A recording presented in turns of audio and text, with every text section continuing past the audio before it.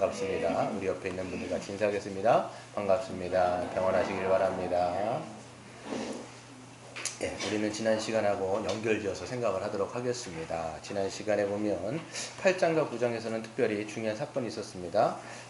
아론과 그의 아들들이 대제사장과 제사장으로 임명되어지는 사건이 있었고, 그 다음에 9장에서는 대제사장으로 임명된 아론이 공식적으로 첫 번째 제사를 드린 사건이 9장에 나와 있습니다. 그래서 보시면 하나님은 아론과 그의 아들들을 대제사장과 제사장으로 위임을 합니다. 위임을 하는데 그게 이제 하루에 끝나는 게 아니라 7일 동안 거행이 됐었어요.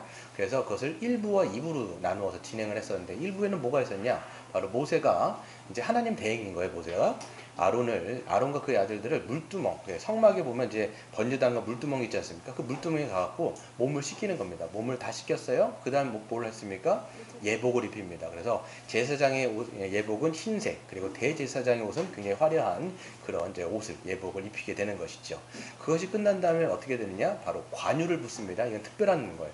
성막의 기구들이라든지 아니면 성막에서 섬기는 제사장들과 대제사장만 뿌릴 수 있는, 이제 부을 수 있는, 그게 바로 관유지요. 그래서 관유를 부어서 그들을 이제 구별하게 되어지는 그런 그런 이제 진행들을 한 것입니다.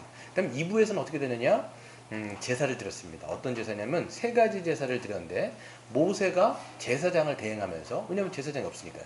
그리고 그들을 위해서 세 가지의 제사를 드리는데, 첫 번째는 속죄제, 그래서 죄를 씻는 거. 그 다음에 번제, 이제 그들이 제사장이기 때문에 하나님 앞에 평생을 전체를 하나님께 헌신하겠습니다라고 하는 번제를 드리고, 세 번째는 위임의 화목제, 그래서 하나님과 이제 화목하면서 그 사역을 감당하는 그 제사를 드리게 됩니다.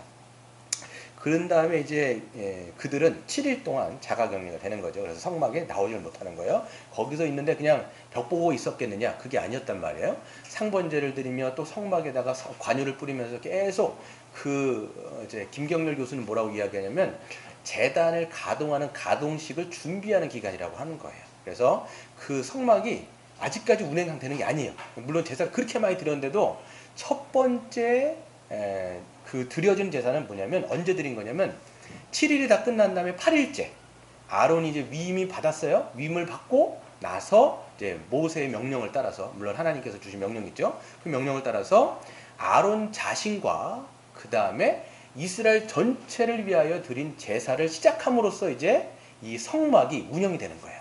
이때가, 물론 그전에도 드렸지만 그거는 공식적인 제사가 아닌 거예요. 아론이 탁 드렸을 때 그것이 공식적으로 드려지는 첫 번째 제사였다. 그래서 자신을 위해서 드렸고요. 그 다음에 이스라엘 백성들을 위해서 드렸는데 그 순서가 중요했습니다. 세 가지에 있었죠. 네 가지가 있어요. 속건제 빼고 다 드렸어요. 속죄제를 드렸어요. 그러니까 이스라엘 백성 전체의 죄를 이제 씻는 그런 속죄제가 드려졌고, 또한 번제와 소제, 이거는 뭐냐면 마찬가지로 하나님 앞에 헌신과 전적인 순종을 결단하고 다짐하는 제사가 번제와 소제였어요. 그리고 맨 마지막 세 번째가 이제 화목제, 그래서 하나님과 화평을 누리고 화목한 관계 가운데 있는 그 화목제를 드리면서 끝이 난 게 아니었어요. 제사를 다 거제, 제가 설명은 안 드렸지만 제사의 종류는 5가지지만 드리는 방식에 따라서 화제가 될 수도 있고 거제가 될 수도 있고 요제가 될 수 있어요. 화제는 뭐냐면 불로 태워드리는 거예요. 그리고 요제는 흔드는 거예요. 흔드는 거. 어떻게 흔드는지 잘 모르겠어요. 이렇게 흔들어서 이렇게 드렸을 거예요. 그리고 거제는 들 거를 사용하고 올려서 딱 들어서 드리는 거예요. 이게 드리는 방식인 거지 제사의 종류는 아닌 거죠.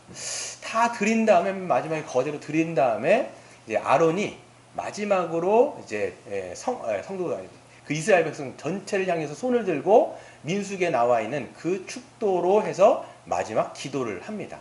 그래서 모든 제사가 마치는 거죠. 그랬을 때 어떤 일이 벌어졌냐면, 하늘에서부터 불이 확 떨어지는 거예요. 번제 지금 제단에 지금 짐승들이 있을 거 아니에요. 제사를 드렸기 때문에 거기 위에 그냥 불이 떨어지는 거예요. 불이 떨어져가지고 이제 그것을 순식간에 다 태워버립니다. 이게 뭐냐면 하나님의 영광이, 하나님의 임재가 지금 거기에 임하신 거죠.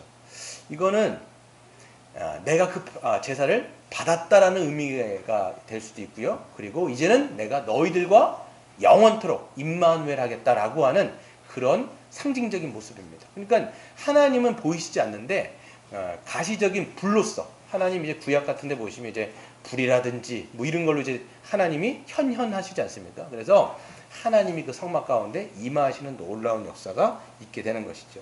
그 사건은요 굉장히 중요한 사건이요. 왜냐하면 지금 잘 생각해 보시면 하나님이 계획하셨던 모든 것이 하나의 오차도 없이 딱 들어맞고 그 계획대로 딱 진행이 된 거예요. 하나님이 뭘 명령하셨어요? 하나님이 좌정하실 이스라엘 백성들과 함께 거하실 성막을 건축해라 라고 했는데 그대로 모세가 행하여서 성막 자체가 완공이 됐죠. 그리고 하나님의 뜻 가운데 하나님이 선택하신 그 아론과 그의 아들들이 제사장과 대제사장으로 임명을 받은 거예요. 그리고 또 뭐가 있습니까? 그 대제사장을 통해서 하나님이 말씀하신 대로 하나님 앞에 예배하는 제사법이 그대로 실행이 되어지는 거예요. 여러분 이 세 가지가 제사에 있어서는 3요소예요.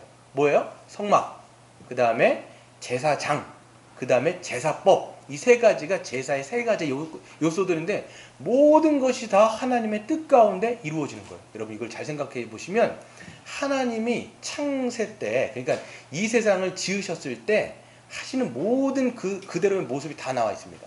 여러분 성막이라고 하는 것은 소우주 같은 거예요. 하나님이 이 땅을 하늘을 지으시고 땅을 지으시고 모든 만물을 지으시고 거기에 좌정하시거든요.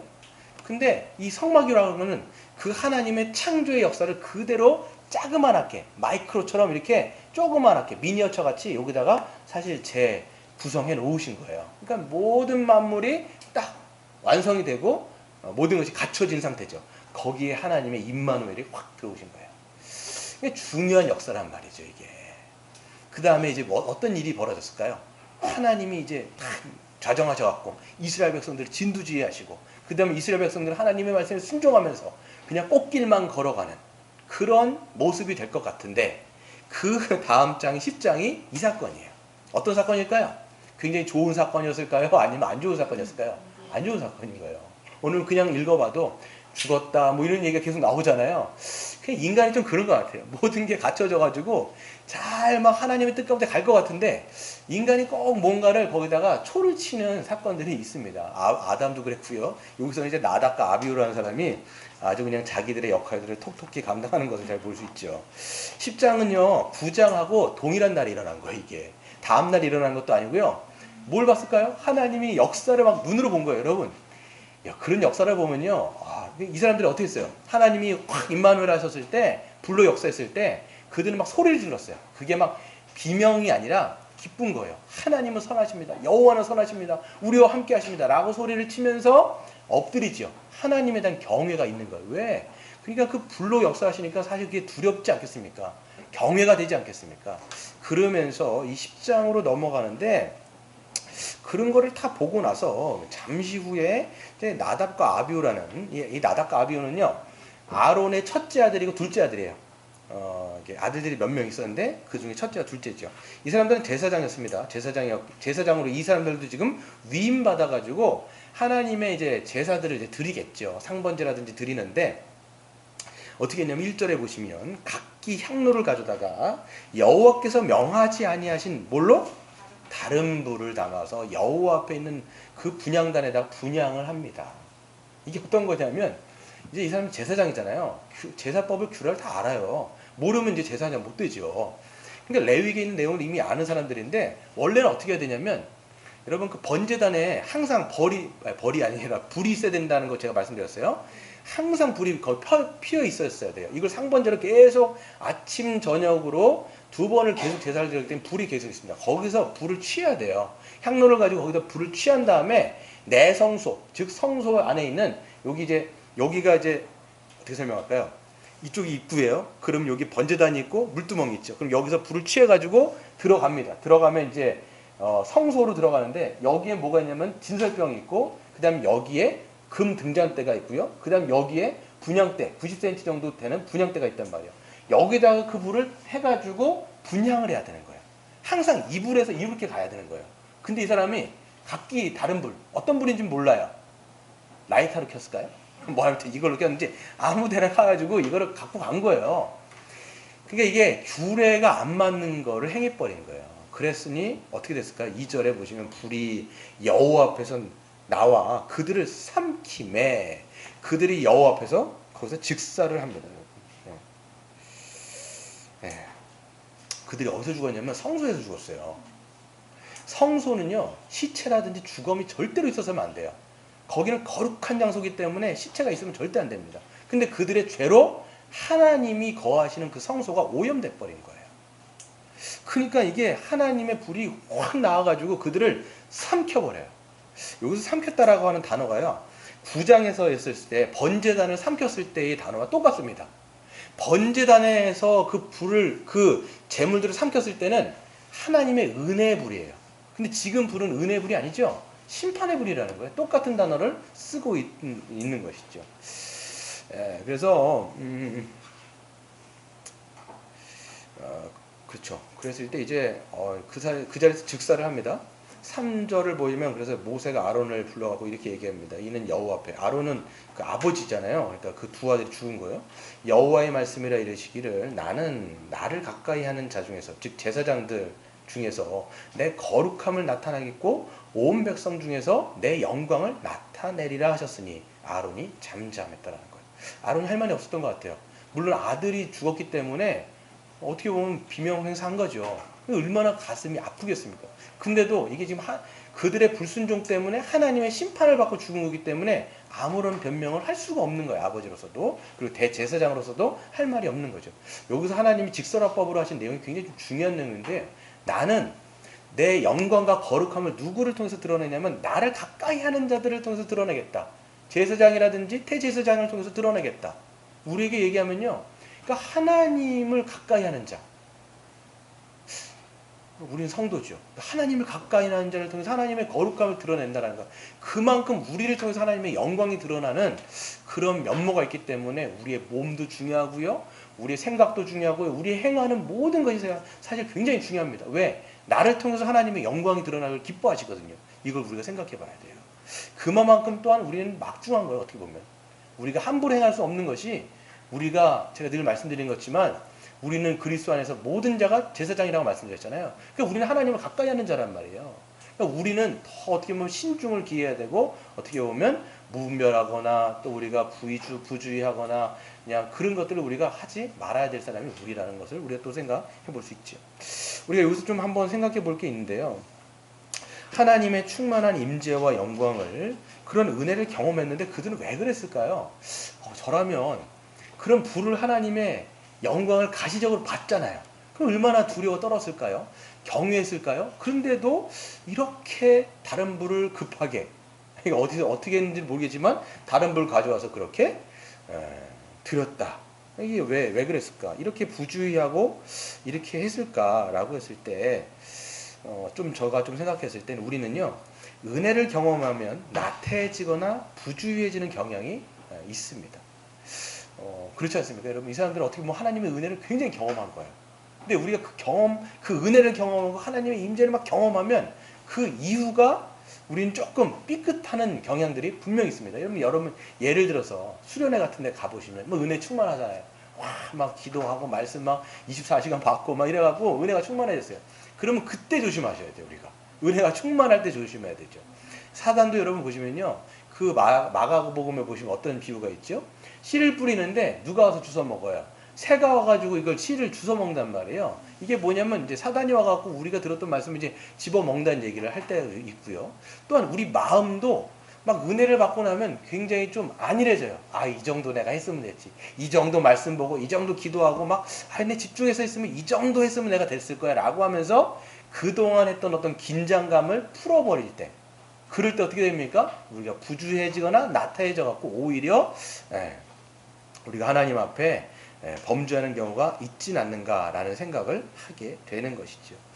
그렇기 때문에 우리는 주님의 은혜를 경험할수록 더 주의를 기울이고 신중해야 된다는 것을 좀 생각해 보셔야 돼요. 고린도전서 10장 12절에 보면 이렇게 말씀하고 있습니다. 그런즉 선줄로 생각하는 자는 넘어질까 조심하라. 선다라는 게 뭐예요? 내가 이 정도 하면 됐구나, 이렇게 생각하는 거예요. 이만하면 됐지, 이 정도는 됐지, 하나님의 은혜를 이 정도 경험하면 됐지 라고 하는 게 선줄로, 이게 어떻게 보면 하나님 앞에 겸손하지 못한 거예요. 자만하는 거죠. 자만하면 어떻게 되는 거예요? 넘어지는 거예요. 근데 문제는 우리가 선 적이 없어요. 그러면 이제 넘어질 일이 없는데, 아니에요. 여러분 다 서 계시죠? 물론 지금 앉아 계시긴 한데 은혜 가운데 이제 서 있는 거죠. 내가 막 은혜를 받았구나 막 하고 그랬을 때, 은혜에 있을 때, 내가 은혜 가운데 있을 때 오히려 우리가 좀 조심하는 것이, 주의를 기울이고 신중하는 것이 우리에게는 정말 합당하고 마땅하다라는 생각을 합니다. 또 한 가지는요, 하나님은 왜 이토록 즉각적이면서도 엄중하게 심판하셨을까요? 보통 하나님은 이스라엘 백성의 불순종의 행동에 대해서 웬만하면 오래 참으세요. 여러분, 나중에 역사를 보시면요, 이스라엘 백성들이 진짜 막 나갑니다. 하나님 불평하고 원망하고 막 그런데도 막 참으세요, 하나님이. 그러다가 안 되겠다 싶으면 하나님께서 징계를 하실 때가 있어요. 막 하면서 이제 막 그 징계를 하시는데, 그러니까 막 오래 참으신다고요, 보면. 근데 오늘 같은 경우는요, 그냥 다이렉트로 그냥 바로 쳐서요. 바로 쳐가지고 즉각적으로 직사해버린단 말이에요. 왜 그러셨을까요? 왜 그러신 것 같아요? 하나님 이때 약간 좀 예민하셨을까요? 하나님 이날 너무 예민하셨어요, 이렇게. 왜냐면 너무 큰 행사들을 진행하다 보니까, 사람이 무슨 큰 행사를 진행하다 보면 좀 예민하잖아요, 보면. 그러셨을까요? 그래가지고 그때 신경이 예민한데 나답과 아비후가 잘못 걸린 거죠. 그랬을까요? 어떻게 생각하세요? 예, 물론 거역. 근데 나중에도 보면 항상 거역해요. 이스라엘 백성들은 아주 일관성 있어요. 이 사람들은 아주 일관성 있게 거역했거든요. 근데 오늘 같은 경우는 굉장히 하나님께서 즉각적으로, 아니 또한 엄중하게 그것을 다스리는데, 여러분 성경을 읽어보시면요, 하나님의 역사가 시작할 때가 있어요. 지금 이거는 하나님의 역사에 어떤 발판이 놓여지고 그 역사를 진행하려고 하는 시초인 거예요, 지금. 잘 보세요. 성막이 완성됐어요. 제사장 세워졌어요. 제사법이 시행됐어요. 하나님 임마누엘 하셨어요. 이제는 그거에 첫 발을 띄려고 하는 시점인 거예요. 그 어떤 개공식 같은 걸 하면, 개공식이라고 하나요? 뭐라고 그러죠? 발주식? 아무튼 그거 해가지고 이렇게 사람들 쭉 모여가지고 이렇게 카트하고 막 진행하잖아요. 그런 시간인 거예요. 그랬을 때는 하나님께서요, 이 시작을 굉장히, 어떻게 보면 이 이스라엘 백성들을 통해서 그 역사를 펼치시는 시초인데, 그 죄라고 하는, 물론 작지 않은 죄지만 그 죄라고 하는 것이 하나님의 그 역사를 망쳐버리는 거예요. 그렇기 때문에 하나님은 그때에 보시면 이것을 엄하게 즉각적으로 그것을 심판하신 경우들을 보게 되는 거죠. 나중에 보시면요, 이스라엘 백성들이 가나안 땅에 들어가는 것을 봅니다. 이게 지금 가나안 땅 들어가기 전인 거 아시죠? 들어가지 않았습니다. 혹시 들어간 걸로 착각하시는 분들은 잘 아셔야 돼요. 이게 들어가기 전인 거예요. 이게 지금 성막 다 준비를 다 해갖고 민수기까지 준비한 다음에 그 다음에 출발해갖고 막 가는 거예요, 지금. 근데 출발해갖고 가가지고 이제 가나안 땅에 들어가는, 이제 그게 여호수아에 나오잖아요. 여호수아에 어떻게 합니까? 막 전쟁을 하고 막 들어가는데, 거기서도 이제는 여리고성에서 이제 싸우고, 그 다음에 이제 하나님의 어떤 역사가 시작되는 그 와중에 누가 범죄해요?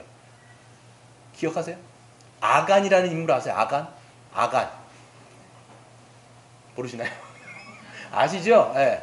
하긴 여러분 입이 막혀가지고 지금 제가 말씀을 하신지 잘 모르겠어요. 아간이라는 사람인데, 그 사람이 뭘 했냐면, 여리고성에서 그 취했던 그 전리품을 절대로 취하지 말아라. 하나님께 다 헤렘 올려드려야 된다라고 얘기했는데, 그 중에 몇 가지를 취한 거예요.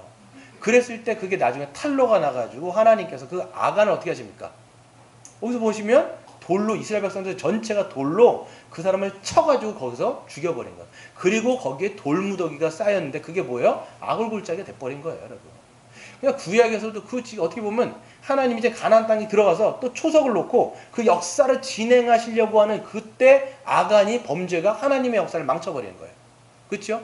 신약에도 또 나오는데, 신약에도 보시면요, 예수님께서 모든 구원의 사역을 마치시고 그 다음에 성취하시고 승천하셨어요. 그리고 성령을 이 땅 가운데 보내주셨습니다. 그래서 뭐가 태동했어요? 신약의 몸된, 주님의 몸된 교회가 딱 태동이 됐어요. 그러면서 예수 그리스도를 머리 대신 예수 그리스도를 필두로 해서 그분을 섬기는 주의 몸된 교회가 서로 사랑하며 섬기며 한 몸으로 살아가면서 얼마나 아름다운 광경들이 펼쳐졌는지 몰라요. 그런데 그때 누가 등장합니까? 사도행전 5장에 보면 누구죠? 그렇죠. 아나니아와 삽비라가 등장을 해가지고 거기서 또 초를 치는 거예요. 아나니아 삽비라가 왜 죽었어요? 헌금 내고 죽은 거예요. 그렇죠. 사실 헌금을 안 내도 돼요. 근데 아나니아 삽비라가 뭘 한 거냐면 우리가 전 재산을 하나님께 다 바칩니다. 이렇게 말을 해놓고 그 일부를 어떻게 한 거예요? 뺀 거예요. 사실 그 내라고 하나님이 내라고 하신 것도 아니고 자기가 자발적으로 낸 거예요. 근데 거기서 일부를 속여가 빼버렸단 말이에요. 그러니까 그 사람들은 헌금 내고 죽은 사람이 아나니아 삽비라예요. 차라리 안 냈으면 어떻게 됐을까요? 안 죽었죠. 그러니까 성경에 아주 그냥 헌금 내고 죽은 인물 중에 한 명이에요. 차라리 내질 말지. 네. 그래서 보시면 이 신약의 역사가 시작이 되어지고 교회의 역사가 시작되는 그 시초에 그 아나니아 삽비라를 하나님 어떻게 하십니까? 그 자리에서 베드로가 너희가 주의 성령을 속였다라고 했을 때 아나니아가 먼저 거기서 혼절해 버리죠. 그 혼이 나가버려. 그 자리에서 직사하고 그 와이프는 몰라요. 모르고 가고 또 그 얘기를 똑같이 한 거예요. 또 그 베드로한테 얘기해요. 그 자리에서 또 혼이 나가고 둘 다 이렇게 메어 나가는데 똑같이 이야기가 되어지는 것이죠. 그래서 하나님께서는 그 역사가 시작되고 펼쳐지는 중요한 시점에 그와 같은 죄를 작게 다루시지 아니하고 크게 다루시는데, 그렇기 때문에 여러분 타이밍이 중요한 것 같아요. 언제 죄를 짓느냐. 물론 죄를 짓지 말아야 되는데 여러분 이제 뭡니까? 아주 그냥 그런 시초에 여러분 걸리면 이게 안 좋은 거예요. 이게 적용 이상하죠? 여러분 적용 이상하다라는 생각이 드는데, 뭔가를 제가 얘기하는지는 아시겠죠? 하나님의 그 역사 가운데 제가 말씀드리려고 하는 건 뭐냐면, 죄는 하나님의 역사를 자꾸만 뭔가를 흠집을 내거나, 물론 그걸 막을 수는 없지만 참 그걸 망치려는 경향이 농후해요. 그렇기 때문에 하나님은 그 죄를 가볍게 다루시지 않는다는 것을 우리가 알 수가 있죠. 그랬을 때 아까 말씀드린 것처럼 그 시체가 그 성소에서 죽어버렸단 말이에요. 그런 경우는 별로 흔치가 않은데, 그 시체는 주검이라고 하는 것은 하나님의 그 성소를 오염시킨단 말이에요. 그러니까 모세는 이걸 당장 급하게 빨리 시체를 내서 나가게 해야 되는 거예요. 그래서 어떻게 하냐면 사절에 보시면 모세가 아론의 삼촌 오시엘의 아들 미사엘과 엘사반을 부릅니다. 이 사람들은 아론의 친척이자 레위인들이에요. 레위인들이 여러분 성막에서 이것들을 봉사하는 거 아시죠? 이 사람들은 고핫의 자손입니다. 나중에 보시면 고핫의 자손들은 성소에 있는 기구들을 만든 사람들이에요. 그래서 이 사람들이 이제 들어와가지고 너희 형제들을 성소 앞에서 진영 밖으로 메어 나가라라고 이야기합니다. 그렇죠. 그러니까 자기 형제들인 거예요. 나답과 아비후는 그들의 친척인 것이죠. 그래서 진영 밖으로 나가라고 얘기하니까 어떻게 합니까? 5절에 그들이 나와서 모세가 말한 대로 그들을 옷을 입은 채 진영 밖으로 메어 나가는 거예요. 그 사람들이 지금 뭘 입고 있어요? 주검인데 지금 옷이 입혀진 상태. 어떤 옷이에요? 제사장 옷이에요. 흰 예복이에요. 영광스러운, 하나님을 섬기는 영광스러운 옷인데, 그게 지금은 어떤 옷이 된 거예요? 수의가 돼버린 거예요. 수의. 그렇죠. 관에 들어갈 때 이제 수의를 입혀갖고 들어가지 않습니까? 그 영광스러운 옷이 이제는 그 죽음을 덮은 수의로. 아마 제가 생각했을 때 이 수의가 지금 타지 않은 것 같아요. 그러니까 그대로 있는데 뭐가 탔을까요? 손과 발이, 얼굴 같은 게 탄 거예요. 시커멓게. 왜냐면 하나님의 불이 확 들어왔기 때문에 거기서 즉사를 한 거죠.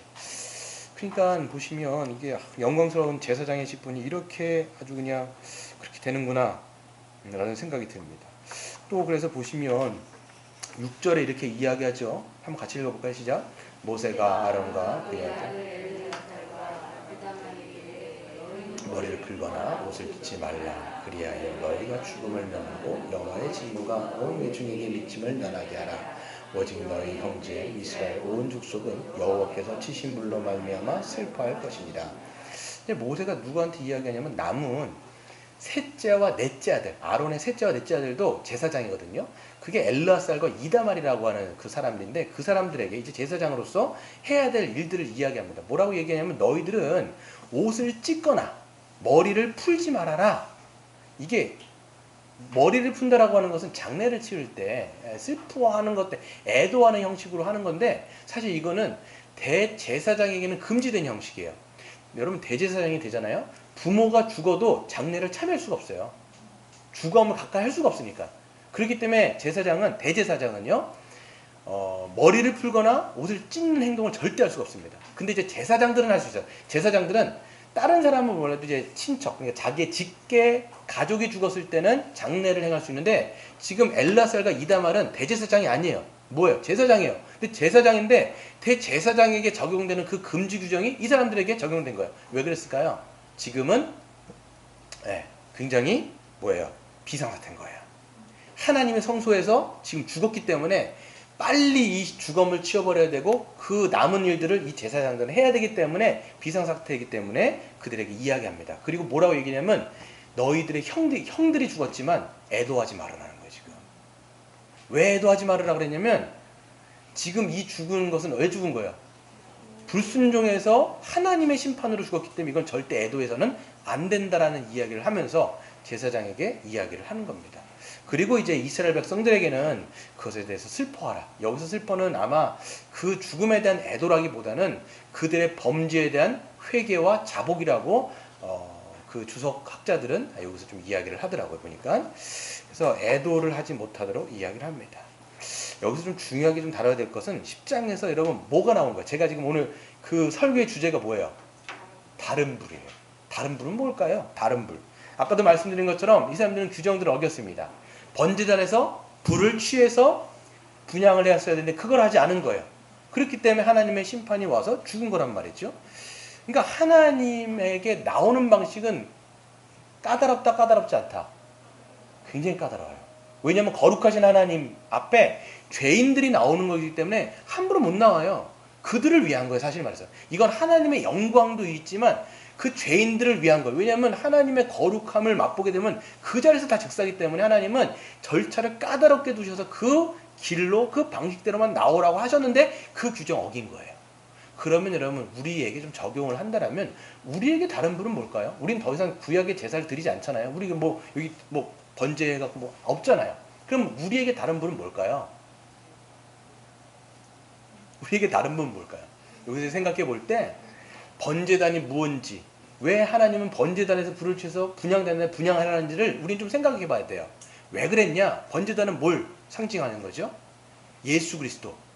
하나님의 진노를 담당하여서 하나님의 진노를 다 담당하셔서 타오르는 거예요. 그게 번제단인 거예요.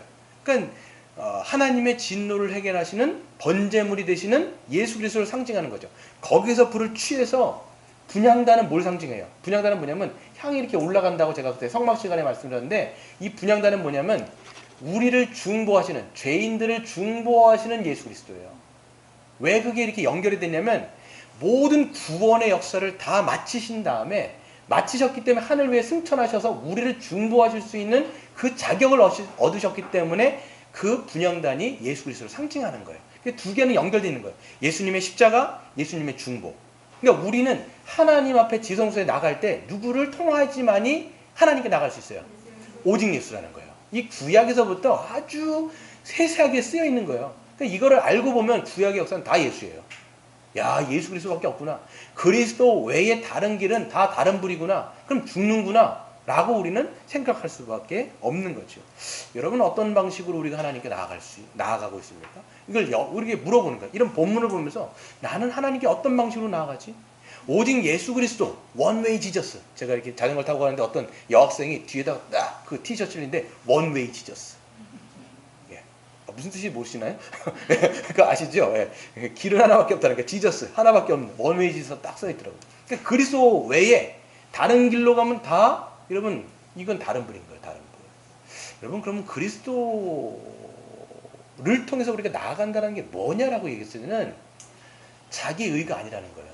오직 하나님의 은혜. 하나님 저는 자격이 없습니다. 저는 죽을 수밖에 없는 오늘 경화자마자 기도했는데 우린 죄인이고 정말 죽을 수밖에 없고 진노를 받아 마땅하지만 예수 그리스도께서 모든 우리의 죄를 용서하시고 우리를 의롭게 하셔서 하나님은 우리를 받아주셨지 않습니까? 나의 어떤 모든 것은 다 배설물입니다. 내가 어떻게 하나님 앞에 내가 어떤 것들을 내가 자격이 있어서 나가는 것은 아무것도 없습니다. 라고 그리스도의 은혜를 의지해서 나가는 게 여러분 그리스도를 의지하는 거예요. 반대 얘기는 뭐냐? 내 거 갖고 나가는 거예요. 하나님 저 자격이 있지 않습니까? 저 이만큼 했으면 자격이 있죠. 그러니까 자기가 하나님 앞에 받아들여질 만한 어떤 자격이 있다라고 생각을 하고 하나님 앞에 나가서 기도를 하거나 하나님 앞에 예배를 드린다면 이거는 다른 불인 거예요. 다른 불. 그게 여러분 누가복음에 아주 그냥 나와 있는데 그때 어떤 사람이 나오죠? 두 사람이 나오죠. 누가복음 18장을 읽어보시면 두 사람이 나오는데 한 사람은 바리새인, 한 사람은 세리인 거예요. 근데 이게 한 사람은 누구냐면 이 바리새인, 그 당시에 철저하게 자기 의로 살아가는 사람이에요. 그러니까 이 사람은 이 종교적인 행위를 해서도 아주 그냥 모든 것을 그냥 아주 그냥 하나하나 규칙을 다 지키면서 살아갔던 사람이죠. 그래서 뭐라고 이야기하냐면 이렇게 이야기를 합니다. 하나님이여 나는 다른 사람들 곧 토색, 훔치는 거죠. 불의, 간음을 하는 자들과 같지 아니하고 이 세리와도 같지 아니함을 감사하나이다. 딱 그러면서 자기를 특별하게 생각하는 거예요. 그러면서 이 사람이 기도를 할 때 두 사람이 어떻게 기도를 하냐면 여기서 보면 바리새인이 따로 서서 기도하는 거예요. 난 너랑 달라. 난 다른 부류야. 이렇게 하면서 굉장히 교만한 거죠. 그렇게 해서 하나님 앞에 마치 자기가 하나님 앞에 받아들여질 만한 어떤 자격이 있는 것처럼 기도를 하는 모습을 보게 되는 거예요. 그러면서 얘기하죠. 나는 일주일에 2번씩 금식하고 또 소득의 11조를 드리나이다. 하고 세리는 이렇게 기도를 하는데 세리는 멀리 서서 감히 눈을 들어 하늘을 쳐다보지도 못하고 다만 가슴을 치며 하나님이여 불쌍히 여기소서 나는 죄인이로소이다 하였느니라. 이렇게 얘기하는 거예요. 자기 감히 하늘 울어서 보지도 못하는 거예요. 내가 죄인이라는 거 알기 때문에 하나님 은혜 베풀어 주옵소서. 나를 용서해 주옵소서. 이렇게 하나님 앞에 나아가는 것이죠. 누가 하나님 앞에 받아들였을까요? 예수님 얘기하죠. 이제 저 바리새인이 아니고 이 사람이 의롭다 하심을 받고 그의 집으로 내려갔느니라. 무릇 자기를 높이는 자는 낮아지고 자기를 낮추는 자는 높아지리라 하시느니라. 아멘. 여기서 하나님은 누굴 받으셨는가? 자기의 의로움을 내세우는 바리새인이 아니라 자기의 죄인됨을 인정하고 철저하게 은혜를 구한 세리라고 우리 얘기할 수 있습니다. 다른 말로 했을 때 세리가 하나님이 원하시는 방식으로 나간 것이고 이 바리새인은 다른 길로 나갔기 때문에 받아들여지지 않는 거예요. 여러분 우리가 생각할 때 예배를 드릴 때도 마찬가지예요. 우리가 무슨 자격이 때문에 드리는 게 아니라 오직 예수 공로를 의지하는 거죠. 그러니까 우리가 생각할 때 내가 뭐 예배를 좀 드려주는 거다. 이거는요 하나님 앞에 망언 같은 거예요. 그런 거 진짜. 예. 내가 한번 뭐 예배 좀 드리지 뭐. 이거는 지금 이게 뭔가 잘못 알고 있는 거예요. 이거는 크게 뭔가 자기가 지금 어떤 처지인지도 모르고 자기가 지금 어떤 존재인지도 모르고 정말 하나님의 은혜 없이 그냥 죽을 수밖에 없는 죄인이고 진노를 받을 수밖에 없는 건데 내가 그냥 하나님 앞에 예배 한번 드려드리지. 이건 그냥 그게 그냥 이런 말을 우리가 한다라고 얘기하는 것은 어찌 보면 구약이 아니어가지고 이게 지금 불이 안 내려올 수 있는 거예요, 여러분. 네. 우리가 이런 걸 생각할 때 무엇으로 나가는지를 생각하시는 여러분 되시길 바랍니다. 두 번째 보시면요. 하나님은 모세를 통하지 않고 대제사장인 아론에게 이제 직접 말씀하세요. 8절부터가 나오는데요.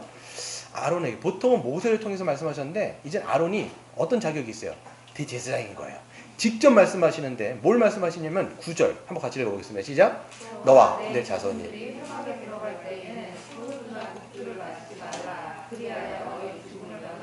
이는 너희 대대로 지킬 영원한 규례라. 그랬어요. 지금 갑자기 하나님이 대제사장을 불러놓고 제사장에 대한 규례를 알려줄게 이렇게 얘기하면서 독주라든지 포도주를 마시지 말아라 이렇게 얘기하는 거예요. 이게 너희들이 영영 지킬 규례다 라고 말씀하시면서 10절 그리하여 너희가 거룩하고 속된 것을 분별하며 부정하고 정한 것을 분별하고 라고 얘기합니다. 제사장이 어떤 임무를 하는 거냐면 늘 제사를 드리는 것도 있어요. 제사를 드리는 것도 있지만 제사를 드리러 오는 사람들이 재물을 갖고 올 거잖아요. 재물을 다 판단해야 돼, 이 사람이. 재물을 다 보면서 이건 흠이 없는 거야. 드려도 괜찮습니다. 이거는 안 됩니다. 다 분별해야 돼요. 그리고 또 어떤 걸 분별해야 되냐면 거룩한 거. 나중에 이제 이 11장부터는 정결법이라고 얘기되어 있어요. 11장부터 15장까지가 정결법이에요. 어떤 게 거룩하고 어떤 게 속된 거고. 여러분 잘 잠깐 보세요. 나중에 이거 다시 얘기할 건데 그 이스라엘 백성들에게 규정되어 있는 게 뭐 있는데 거룩한 것은 하나님께 속한 거예요. 이건 하나님 거예요. 거룩한 것. 근데 그 거룩한 것이 아닌 것은 다 속된 거예요. 속된 거는 나쁜 게 아닌데 레위기에서 개념을 보면요. 속된 거에는 정한 것이 있고 부정한 것이 있어요. 부정한 것이 안 좋은 거였고 정한 거는 나중에 어떤 정결법을 치르면 이 거룩한 게 될 수 있는 여지들이 있는 거예요. 이거를 다 누가 판단해요? 제사장들이 판단하는 거예요. 그래서 모든 제사도 다 집도하는 게 제사장. 그리고 모든 거룩한 것, 그렇지 않은 것을 판단해가지고 백성들에게 가르치는 게 누구예요? 제사장. 그러니까 뭐 하면 안 돼요? 헬렐레 이렇게 하면 안 된다는 거예요. 제가 이게 지금 주석가들이 이야기하는데 아마 나답과 아비후가 이렇게 엄청난 것을 보고 너무 기쁜 나머지 한 거예요. 한 거예요. 그러니까 어떻게 됐어요? 알딸딸한 거예요 이게. 그냥 막 멍한 상태에서 지금 불을 들이러 가야 되는데 어떻게 한 거냐면 아유 그래 뭐 성냥 에이 뭐 그냥 그까짓 건 뭐 그냥 다른 불 들이지 뭐 이 불이 아니라 어떻게 한 거예요? 다른 불 갖다가 들였다라고 주석가들은 이야기하는데 저는 그런 가능성이 분명히 있다고 생각해요. 그러니까 분별력이 없어진 거예요. 그러니까 알딸딸하니까 그냥 여러분 술이 들어가면 정신이 말똥말똥해져야 아니면 분별력이 없어져요. 여러분 경험상 없어지는 거 아시죠? 없어진단 말이에요. 이게 알딸딸하니까 그냥 막 가고 막 해가 확 한 거예요 지금. 그 제사장들에게 명하는 게 뭐냐면 너희는 정신 차려야 된다는 거예요. 깨어 있어야 되기 때문에 어떤 이런 독주라든지 이런 것들이 들어가서 취하는 것은 금지다라고 이야기를 하는 겁니다. 여러분, 그렇다면 여러분, 이거는 술 자체라기보다는 성경에서 이런 포도주 같은 것들은 이게 이제 여러분 술이 죄일까요? 술 자체가 죄예요, 아니에요? 네, 술 자체는 어떻게 보면 성경에서는 하나님의 풍성함, 또 하나님 나라의 어떤 잔치에서 이 풍요함을 상징할 때 하는 게 맨날 포도주 같은 걸 얘기를 합니다. 근데 지금 특성상 제사장의 특성 나가서 말씀드린 것처럼 이 제사장의 직무상 뭐 해야 되냐면 깨어서 분별하고 가르치고 이런 걸 해야 되기 때문에 이것을 취하는 것에 대해서 지금 금지하는 것으로 우리는 이야기할 수 있죠. 구약의 제사장은 누굴까요, 여러분? 구약의 제사장. 예? 구약의 제사장은 신약의 누구예요? 네, 예수 그리스도. 그리고 예수 그리스도 안에 있는 모든 성도들이에요. 모든 성도들. 그러니까 여러분, 우리에게도 적용하는 거예요, 이게. 아, 이건 목회자만 술 먹으면 안 된다. 취하지 말아야 된다. 이게 아니라 모든 성도에게 술 자체가 저는 죄라고 얘기하는 게 아니라 이것을 통해서 취해서 무분별하게 살아가는 것 자체는 저는 그것이 죄라고 생각하는 거예요. 여러분, 그래서 잠깐 술 먹지 마라. 우리 교단 헌법에도 사실 이제 금주가 되어 있는데, 저는 술이 죄라기보다는 그렇게 살아가는 방식, 방탕한 것, 술 취함. 이런 갈라디아서 같은 데 보면 술 취하는 거라든지 방탕함이라든지 이거는 죄로 목록에 규정이 되어 있어요, 여러분. 그러니까 여러분 우리가 무엇에 취해 살아가는지를 우리가 한번 생각해 봐야 되는 거예요. 무엇에 취해 살아가는지. 여러분, 세상을 살면서 제사장들은요, 분별을 했더라고요. 거룩한 것, 거룩하지 않은 것. 이걸 분별하는 거예요. 우리도 성도들도 살아가면서 복음과 복음이 아닌 것을 분별해야 돼요. 또 복음에 합당한 삶, 즉 거룩한 삶과 세상에 물든 이 세속적인 삶을 분별해야 되지요. 즉 하나님 나라의 관점으로 하나님 나라의 세계관으로 이 모든 세상한 것들을 필터링하면서 이런 것들을 분별해야 되는 거예요. 네, 그렇죠? 여러분 어떤 것들 우리가 살아갈 때 거룩하고 거룩하지 않은 걸 분별해야 되는데 어떤 것들은 죄라는 것을 탁 그냥 직감적으로 아는 것들이 있어요. 있죠, 여러분. 아, 이건 죄다. 뭐 간음이라든지 음행이라든지 누군가를 증오한다든지 미워한다든지 누군가 싸운다든지 어떤 갈등을 일으킨다든지 이런 거는 여러분 성경에서 갈라디아서 5장 같은 데서 보면 육체의 열매라는 거예요. 육체의 열매. 육체 가운데 속한 거란 거죠. 이런 건 우리가 직감적으로 성령의 사람들이라면 이거는 아니구나라는 걸 알아요. 근데 어떤 것들이 있냐면 우리가 분별해야 되는 것들 중에 어떤 것들은 이 세상 가운데 스며들어 있는 것들이 있어요. 이거를 뭐라고 성경이 얘기하냐면 시대정신이라고 얘기합니다. 그래서 로마서 12장 2절에서 보면 사도 바울이 뭐라고 얘기하냐면 너희는 이 세대를 본받지 말고 오직 마음을 새롭게 함으로 변화를 받아 하나님의 선하시고 기뻐하시고 온전하신 뜻이 무엇인지를 뭐하도록 하라? 분별하도록 하라. 이 시대를 본받지 말라는 거예요. 이 시대. 이게 NIV에서 보면 The Pattern of the 뭐죠? The Pattern of this World예요. 이 시대의 패턴들인 거예요. 이게 제가 한번 예를 들은 건데 그 붕어빵 기계 형틀이 있으면 거기 안에 이 밀가루를 넣으면 다 뭘로 찍혀 나와요? 그렇죠. 붕어로 다 찍혀 나오는 거예요. 이게 시대 정신이라고요.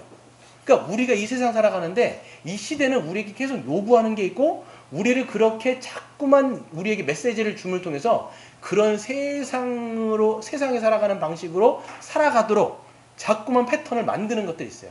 이걸 우리가 시대정신이라고 얘기하는 것이죠. 그래서 여러분, 우리가 숨 쉬며 발을 딛고 살아가는 이 세상은요, 절대 진공 상태가 아닙니다. 수많은 시대정신들이 우리가 알게 모르게 우리를 물들게 해서 거룩한 뜻이 아니라 그것과는 반대되는 방향으로 자꾸 살아가게 만드는 것들이 있는데, 그것을 우리가 분별하는 것이 굉장히 필요해요. 여러분, 이 시대 정신들 많습니다. 어떤 게 있을까요? 이 시대 정신들. 소비주의. 그렇죠? 소비주의. 소비를 통해서 사람들이 거기서 만족을 끝까지 하는 거예요. 소비를 계속 하는 거예요. 소비가 나쁘다라는 게 아닌데, 이 소비주의라고 하는 건 뭐냐면 우리가 그리스도로 만족해야 되는데 그게 아니라 그 만족을 딴 데서 계속 얻으려고 하는 거예요. 그래서 뭔가를 계속 사. 있는데도 사고 만족을 못하는 게 계속 사. 이게 소비주의인 거예요. 또 뭐가 있을까요? 소비주의 말고. 물질 만능주의. 거의 똑같죠. 소비주의와 물질 만능주의는 거의 같이 가게 돼 있어요. 물질을 통해서 이 물질이 나중에는 거의 하나님이 되는 거죠. 하나님을 섬기는 게 아니라 물질을 섬기게 되는 거예요. 왜? 이 물질이라는 것이 하나님과 똑같은 힘을 먹잖아요. 왜? 하나님이 하실 수 있는 것을 뭐가 할 수 있어요? 돈이 다 할 수 있어요. 사실 말해서. 그렇잖아요. 돈이 그래서 힘이라는 거예요. 사람들은 그렇기 때문에 이 물질을 추구하여서 뭐를 갖고 싶은 거냐면 돈을 갖고 싶은 게 아니라 그것을 내가 행할 수 있는 모든 것을 하고 싶은 힘을 갖고 싶은 거예요. 이 물질 만능주의가 이 세상에 팽배하죠. 또 뭐가 있을까요, 여러분? 이 시대의 흐름들. 또 뭐가 있을까요? 성공지상주의. 그쵸? 우리 세상 사람들이 계속 요구하는 성공해야 된다. 성공해야 된다. 또 성공은 뭘로 또 평가되냐면 돈으로, 물질로 평가된단 말이에요. 그러니까 이것을 계속 우리는 나도 알게 모르게 세상에서 이야기하는 메시지를 다 듣고 있는 거예요. 여러분, 우리가 귀를 열고 듣잖아요. 모든 것은 여러분 다 메시지라고 보셔야 돼요.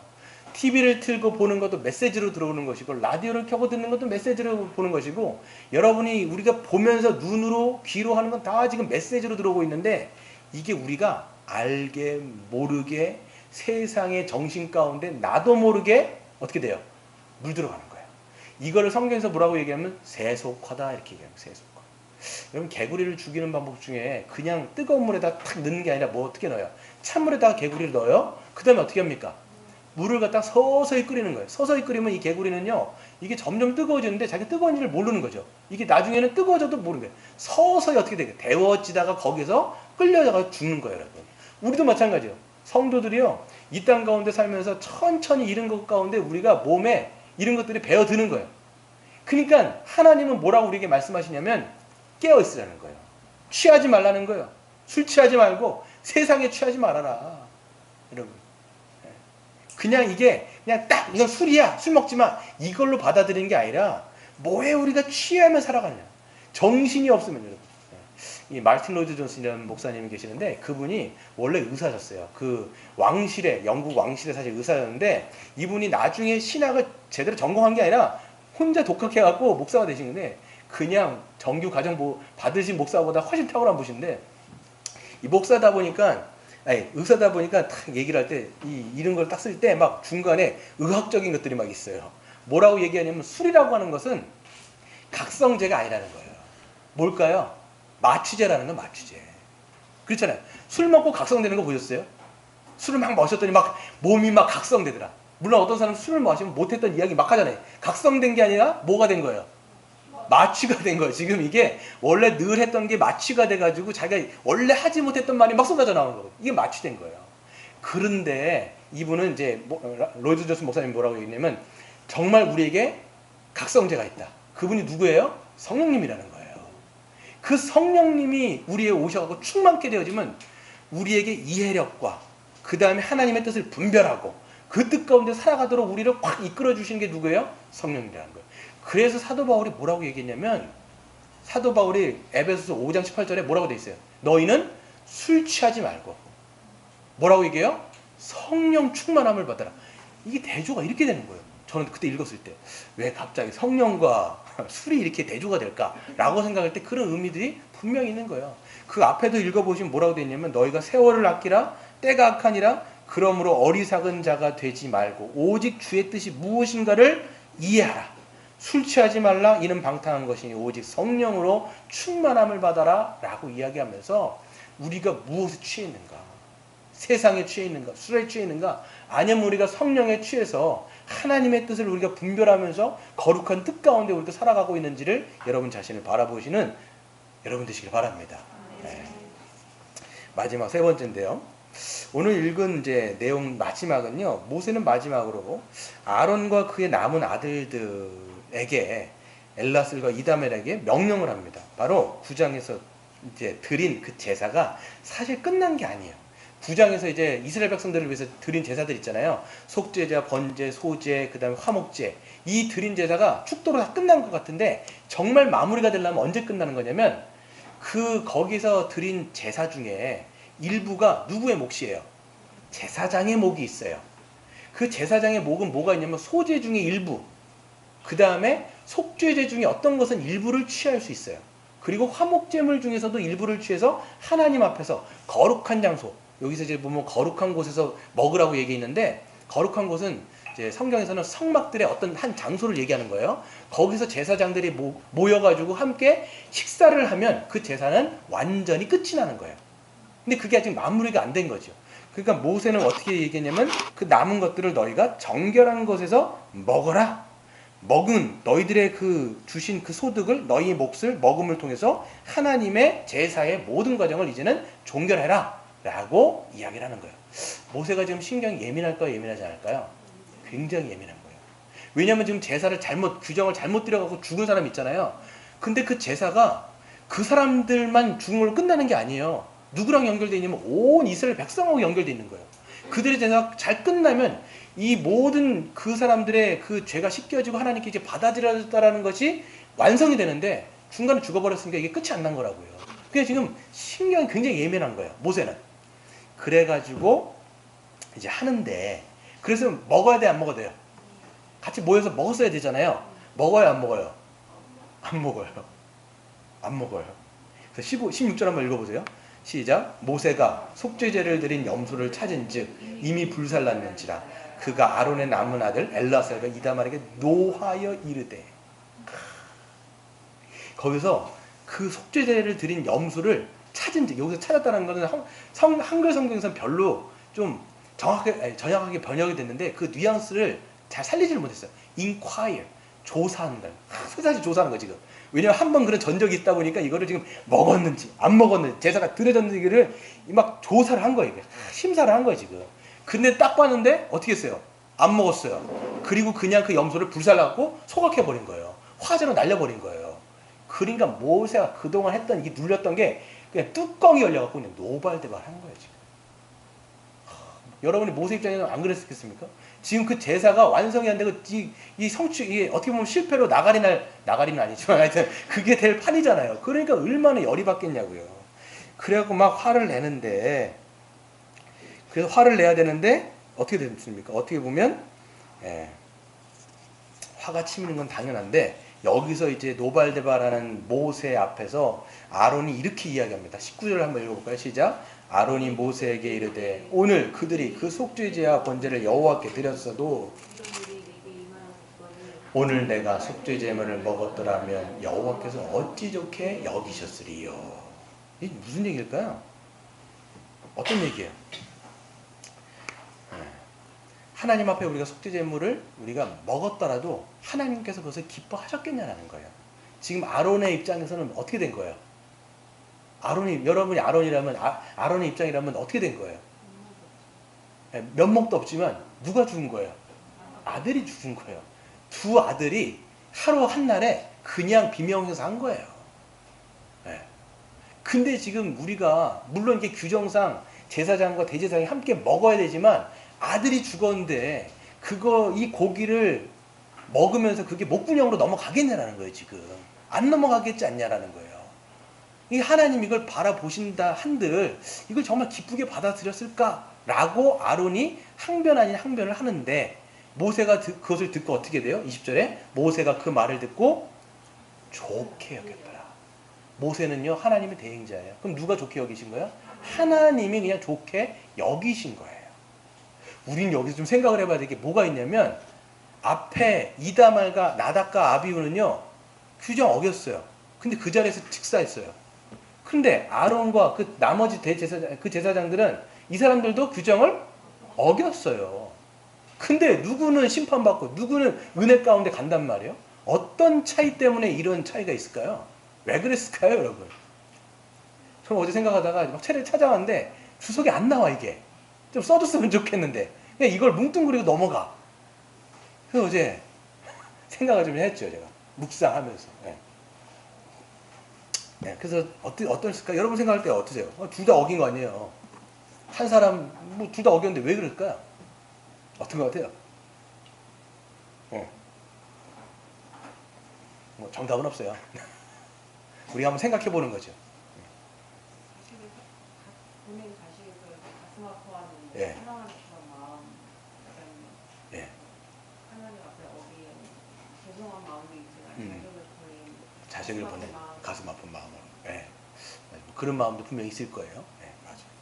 그래서 저는 좀 생각할 때 무엇이 이런 차이를 이런 차이를 만들었을까라고 했을 때 나다가비는요 하나님의 말씀 즉 하나님에 대해서 노골적인 무시를 분명히 했을 거예요. 예, 정신없는 상태에서 아예 뭐 이까짓 건 뭐 그냥 드리면 어때? 다른 불에도 그냥 불로 그냥 붙이면 되는 건 아니야 라고 했을 때 이거 자체는 뭐냐면 하나님의 말씀에 대한 노골적인 무시가 됐죠. 그렇죠? 그러니까 그들의 눈에는 어찌 보면 하나님이 안중에도 없이 이 모든 것들을 그냥 자기네 멋대로 진행하여서 이런 결과를 낳았을 거라고 저는 생각이 됩니다. 반면에 엘라셀과 이다말과 그 아론은요 불순종하여 하나님의 심판으로 그 자신의 어떤 아들이자 친형이 죽었죠. 그렇기 때문에 이 모든 정황을 한번 따져봤을 거예요. 모든 정황을 따져봤을 거예요. 물론 그런 심정도 있었을 테지만 하나님의 입장에서 이런 것들을 고려하고 이런 것들을 생각해 봤을 때 특별히 하나님의 입장에서도 이런 것을 고려해 봤을 때 제사장이 아무리 규례대로 그 제물의 고기를 먹어야 한다 하지만 자신의 가족이 죽었는데 그것을 기쁘게 먹는다라는 것은 주님의 뜻이 아닐 수도 있겠다라는 그런 하나님의 어떤 입장에서도 고려하여서 그것을 판단하고 결정했을 거라고 생각이 됩니다. 김경렬 교수는 분명히 여기서 뭐라고 얘기하냐면 율법의 유동성이란 말을 쓰더라고요. 율법의 유동성. 율법이 어떤 법 조문처럼 이렇게 딱딱 해야 돼. 이게 아니라 이거는 우리를 위한 율법이기 때문에 이거는 우리를 하나님의 영광을 위한 것도 되지만 우리의 어떤 모든 어떤 전반적인 것들을 생각하기 때문에 일단 유동성도 있다라고 생각하지만 저는 그것보다도 모든 환경을 고려하고 누구를 이 사람들은 고려한 거예요? 하나님을 고려한 거예요. 하나님의 입장에서도 생각해보고 그래서 모든 것을 판단하고 결정했을 때 이런 결정을 내린 거라는 거예요. 이 사람들이 이 속죄제의 염소를 태웠을 때 아유 뭐 그냥 태워버려 이렇게 안 했다라는 거예요. 앞에 죽을 사람은 그냥 드려도 돼 뭐 이까짓 건 뭐 드리면 되는 거지 뭐 이렇게 하다가 하나님은 안중에도 없는 결정 때문에 그런 차이를 낸 게 아닌가라는 생각을 합니다. 저는 생각할 때요 우리가 좀 적용해 보면요 우리는 살면서 부주의한 경우가 참 많습니다. 뭐 꼭 그렇게까지 철저하게 말씀대로 살아야 되는가? 그냥 되는 대로 하면 되는 것 아닌가? 우리 신앙을 갉아먹는 것은요 되는 대로 대충이에요. 그렇죠? 그래서 되는 대로 대충 그냥 인지상정 에이 뭐 그냥 좋은 게 좋은 거지 라고 하는 것을 통해서 부주의하게 행하는 것을 통해서 오히려 그것이 하나님의 뜻을 노골적으로 우리가 무시하며 살아가는 그런 길을 터놓을 수 있어요. 그럼 신앙생활 해보세요. 신앙생활 할 때 어떻게 보세요? 에이 뭐 그냥 이렇게 하면 되는 거 아닌가? 저렇게 하면 되는 거 아닌가? 그냥 어떻게 보면 자기가 멋대로 하는 방식으로 대충이라는 게 흘러나갈 때가 있어요. 근데 여러분 성경은 뭐냐면 자꾸만 얘기하는 게 뭐냐면 신중하라는 거예요. 신중하고 정말 그 주님의 뜻이 무엇인지를 분별하고 이해하여서 그래서 고려해서 생각하라는 거예요. 이걸 여러분 우리가 교회적으로 적용한다면 어떨까요? 교회적으로도. 교회도 마찬가지예요. 우리의 머리는 누구예요? 예수 그리스도. 머리 대신 예수 그리스도. 그분께서 우리에게 분명한 명령들을 하나하나 다 해주셨어요. 그러면 그 규율대로 우리가 어떻게 해야 돼요? 그것을 이해하고 따라가야 되는 거예요. 그런데 에휴 뭐 그냥 하면 되지. 특별히 뭐 이런 거 있잖아요. 세례 같은 거 그냥 주면 되지. 뭐 그렇게 까다롭게 줘야 됩니까? 그냥 뭐 와가지고 대충 몇 번 교육받으면 주면 되는 것 아닙니까? 뭘 그렇게 까다롭게 줍니까? 지금까지 그렇게 한 적도 없는데 그냥 하시면 되는 거 아니에요? 라고 얘기한다는 것은 어찌 보면 우리가 노골적으로 하나님이 주신 명령이 분명히 있는데 이거를 우리가 그냥 무시해버리는 걸 수 있어요. 성찬도 마찬가지예요. 성찬 뭘 그렇게 까다롭게 성찬을 행합니까? 라고 얘기한다면 뭐라고 얘기해요? 성경에는 그렇게 안 써 있는 거예요. 하나님에 대한 믿음과 우리가 한 몸이라는 걸 믿는 자들이 함께 주의 성찬을 떼라고 얘기하잖아요. 그러니까 자기를 살피지 않고 그 성찬을 떼는 사람들은 어떻게 된다는 거예요? 안 된다. 하나님의 주의 몸에다가 죄를 짓는 거다. 자기 몸에다 죄를 짓는 거다. 이라가 분명히 여기다가 명시하고 있는데, 우리가 만약 성찬을 할 때도 의뢰이 그냥 성찬 줬으니까 그냥 이 사람 저 사람 세례받아 놔주자, 이렇게 해버리면 뭐가 망가지는 거예요? 하나님의 명령을 우리가 노골적으로 우리는 어떻게 보면 무시하고 있는 거예요, 이게. 맞죠? 나중에 여러분 우리 권징이라든지 출교도 마찬가지일 거예요. 여러분 누군가가 주님의 몸된 교회에 어떤 고집스럽게 여러분 주의 머리이신 주님의 명령에 끝까지 순종하잖아요. 우리 어떻게 해야 돼요? 우리 어떻게 배웠어요? 말씀에 따라서 권징에서 그 사람의 죄에 대해서 이거 얘기하고 회개하지 않으면 어떻게 하라는 거예요? 결국은 쫓아내는 거예요. 그게 주님의 몸된 교회를 거룩함을 보존하는 것이고 하나님의 영광을 위한 것이며, 그 남은 자들에게도 하나님의 그 공의하심을 알게 하는 것이며, 나가는 그 출교당한 그 사람에게도 회개할 수 있는 기회를 주는 거라는 거예요. 그게 하나님의 말씀이잖아요. 근데 우리는 자칫하면 이렇게 되는 거예요. 아유, 뭐 그렇게까지 합니까? 좋은 게 좋은 것 아닙니까? 그 사람 나가면 얼마나 사람들이 상처받습니까? 그 사람 나가면 얼마나 상처받겠습니까? 이런 걸 생각하다 보면 누구를 생각 안 하는 거예요. 우리가 안중에 누가 없는 거예요? 하나님이 없는 거예요. 우리가 누구를 생각하냐면 잠깐만 사람을 생각하는 거예요. 교회는 근데 사람의 것이 아니죠. 누구의 거예요? 주님의 몸된 교회예요. 그럼 우리는 누구를 생각해야 되면, 누구를 안중에 자꾸만 생각해야 되며, 누구의 방식으로 자꾸만 나가야 되는지를 생각한다면 그거는 거긴 답이 하나인 거예요. 예수 그리스도. 그분이 우리에게 정말 원하시는 게 뭐냐라는 걸 우리가 따져서 그것을 이해하고 분별해서 행하는 것이 목사요. 함께 순종하는 것이 누구냐? 함께 성도가 되는 거예요. 그게 바로 교회적 존재고 교회적 삶이라는 것이죠. 여러분 우리에게는 대충 좋은 게 좋은 거다, 그게 없어요. 우리 항상 뭘 기억하셔야 돼요? 여러분 보이진 않지만 살아계신 하나님을 항상 여러분 우리가 염두에 두는 게 아니라 그분을 의식하셔야 돼요. 저도 그분을 의식해야 돼요. 제가 그분을 의식하지 않으면 저에게 있게 되는 가장 손쉬운 그런 범한 죄는 저 같은 경우가 뭘까요? 그 하나님을 인식하지 않고 여러분을 의식하는 걸 거예요, 분명히.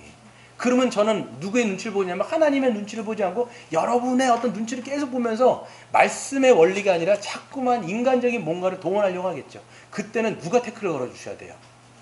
장로님 1차적으로 태클 걸어주시고 직분자들이 태클 그렇게 하면 안 되는 것 아닙니까? 막 얘기하고 계속 제가 그 고집스럽게 막 나간다 그러면 여러분도 어떻게 돼요?